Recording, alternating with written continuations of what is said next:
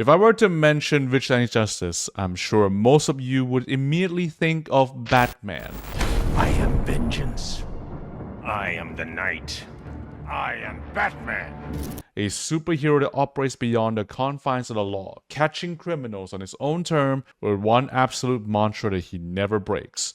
No matter what, Batman will never kill. So you won't kill, but you're fine with traumatic brain injuries. What if he decided to abandon his mantra? What if he said it's okay for him to justify killing all the criminals he has come across as punishment for their crime? Then what you'll have is Frank Castle.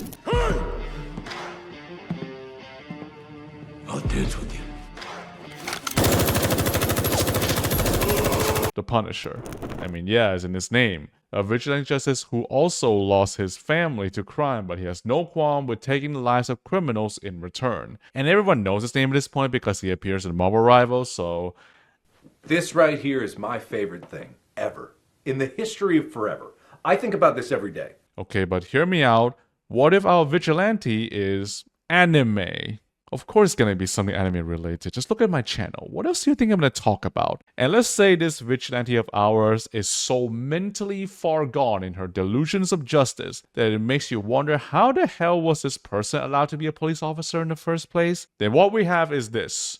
My favorite cute and innocent looking sociopath serial killer.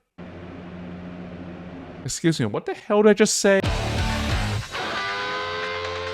Monster of Absolute Evil. It's a pretty edgy title and a little generic to be frank, but it's also simple and it gets straight to the point. There is a monster. It's irredeemably evil. I like simple stuff, so here I am. Daddy's home. This is our protagonist, Nodoka, a police detective with love, peace, and belief in justice. But if there's anything that she hates the most are murderers. If you take any action that leads to the death of another human being, whether it's premeditated, first-degree murder, second-degree manslaughter, or even if you have already served your sentence, it's all the same to her. She will find you, and she will kill you. I will find you. I will kill you. No trial, no judge. It is punishment delivered to you on her whims. I don't need to tell you why it is obviously a massive problem and why it's even worse when she's a police officer. Eventually, the justice system caught up to her. She was found convicted of 23 counts of homicide and sentenced to death, leaving her case a dark history in Japanese law enforcement. Okay, a quick little tangent. I did a little Google search to see if there's any real-life case similar to this out of curiosity, and there was. Kiyotaka Kasuta was a serial killer convicted of 8 counts of murders from 1972 to 1982 before being sentenced to a death penalty. While he was convicted of 8, it was believed the real number of victims might have been as high as 22. And why this case was so shocking was because he was a firefighter, someone who's supposed to protect and serve but broke that oath to take the life of others, similar to our protagonist of this manga.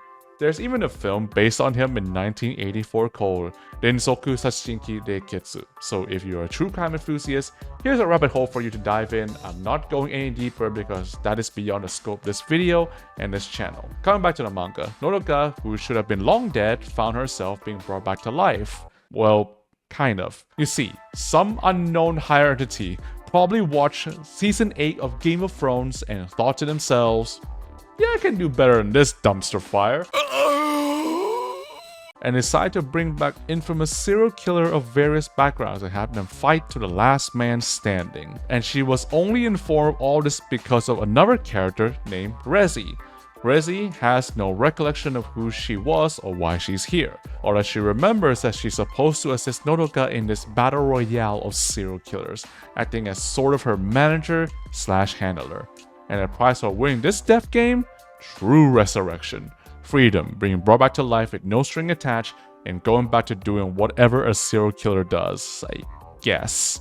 Reading further into this series, it seems like everyone is already back to serial killing anyway in the middle of this death game, so I don't see what difference this prize would make, but hey, what do I know? Nodoka, the vigilante justice that hunts down murderers before her death, hates this whole idea. The idea that serial killers are being brought back to life and allowed to freely continue the killing spree is something she can't stand.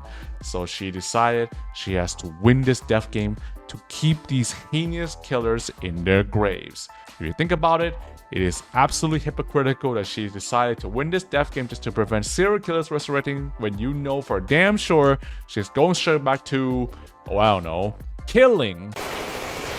Rules for thee, but not for me. Better me than them, right? Based on the premise I explained earlier, you're probably thinking Monster of Absolute Evil is an action manga. And sure, there are fight scenes between Nodoka and the other serial killers, but I'm gonna be honest, they're not really the main selling point of this manga. The fight scenes are okay. They are serviceable. Me, my standard of what a good manga fight scene is has become so high after witnessing One Punch Man's and soul-leveling godly fight scenes, but even taking that into consideration, I still think the fight scene in this manga isn't what's gonna keep you reading. Definitely not the case for me. What really got me to purchase all 4 currently available volumes of this series on ebook is Nodoka, the main lead. Well, duh, of course you gotta like the main lead of a series, otherwise why would you ever read a damn thing? If there's anything I've learned over the years of being a degenerate weeb is that you don't always need a likable main lead to make your manga popular. Just look at Rent-A-Girlfriend. I'm willing to bet my collection of doujinshis, I promise you, they're not sus, that the people still reading that abomination would love to see Kazuya get isekai'd by a bus into another manga series, cause that would actually make the series infinitely more enjoyable. Anyway, I'm happy to say I'm a huge fan of this main lead. This character has committed heinous atrocity, murdering 23 people for the sake of her own vigilante justice, sullying the reputation of her nation's police force, and there's not a single shred of guilt in this woman's eye. She openly states that she loves peace, hates killing, but justifies her hypocrisy as murderers are people who broke peace, and therefore someone has to punish them.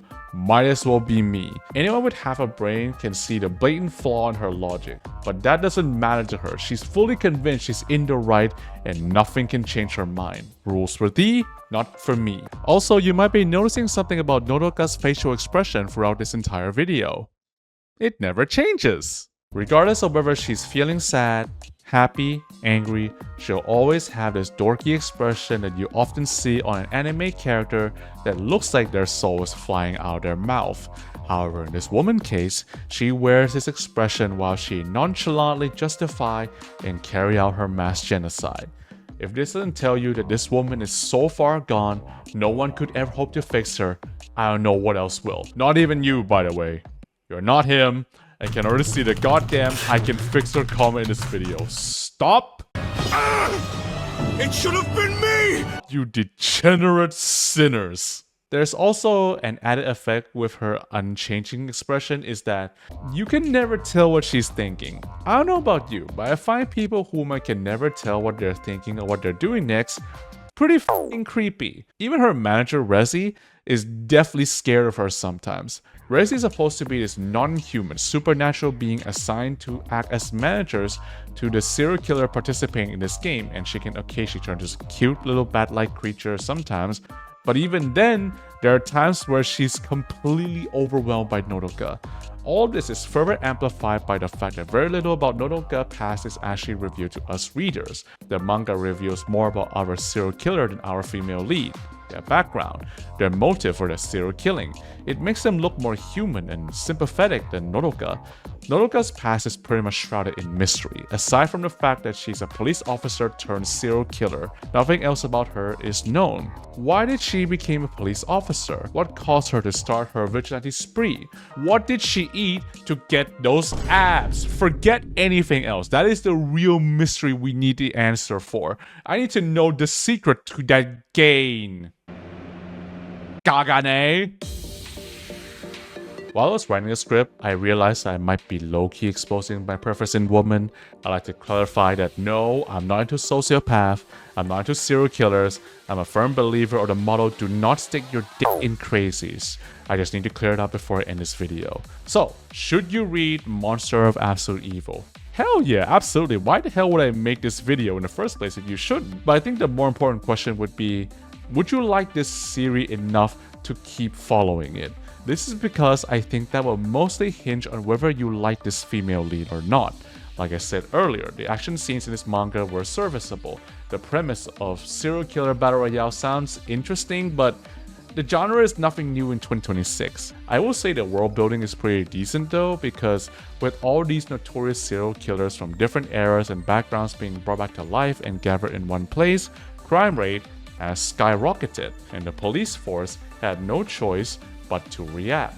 Therefore, what you have is this three-way battle between Nodoka, the other serial killers, and the active police force, which could lead to some really interesting storytelling later on. But for now, as of writing the script, it will completely depend on this woman right here. That does not make me a simp. Shut up. Anyway, if you're interested in reading this manga series, I will be leaving the links in the description along with somewhere you could buy the ebooks. Obviously, go support this offer if you could, because I want more of this sociopathic serial killer anime woman. That sounds really bad, but at this point, I don't care anymore. So what's the moral of the story? Thou shalt not kill. Unless you're Batman. You are your... Yeah. I'm man. Look, I tried to think of any joke regarding murder that won't get me demonetized on YouTube, but I couldn't think of any, so that's all you're gonna get. Anyway, like, comment, and subscribe. See you in the next one.